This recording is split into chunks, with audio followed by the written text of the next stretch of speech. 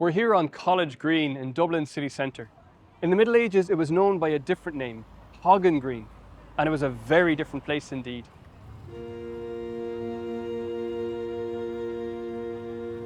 If we were to travel back in time to, say, sometime in the 15th century, we'd find ourselves here just outside the city walls in a green open area.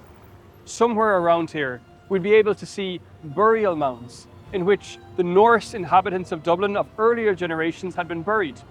Haugr is the Old Norse word for mound, which gave its name to Haughan Green. But if you travel back in time to a very specific day of the year, the Feast of Corpus Christi, you'd see a very interesting spectacle indeed. You'd witness here an outdoor theatre performance. Wagons loaded with richly costumed performers would make their way one by one through Dames Gate and out into this eastern suburb, where they would meet crowds of Dublin's inhabitants.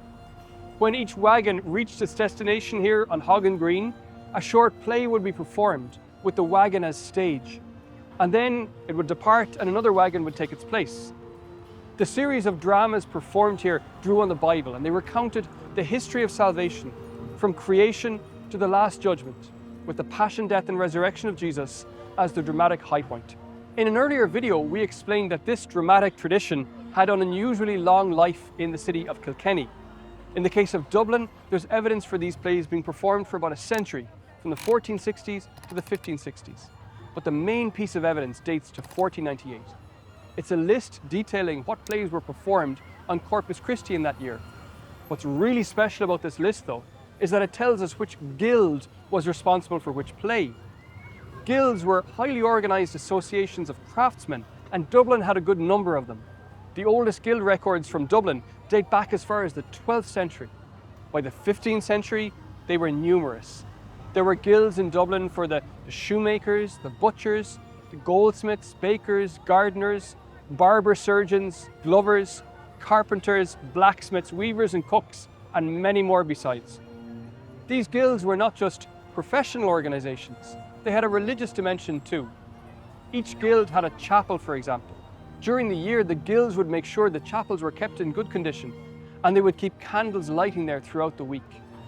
But on the Feast of Corpus Christi, the feast celebrating not only the body and blood of Christ, but also the civic unity of Dublin, all these guilds would work together, each guild being assigned a different pageant to sponsor. The Guild of Glovers, for example, put on the play of the fall of Adam and Eve.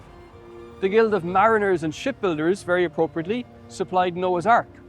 The Weavers put on the play of Abraham and Isaac.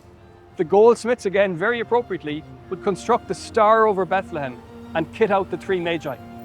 The Skinners and Carpenters and Tanners built the camel, which would carry the Holy Family into Egypt. The Guild of Fishermen acted out the 12 Apostles. The tailors made the fancy outfits worn by Pontius Pilate and his wife. The butchers played the parts of Jesus' torturers.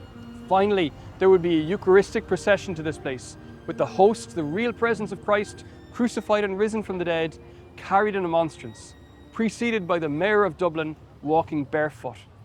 It must have been an incredible experience.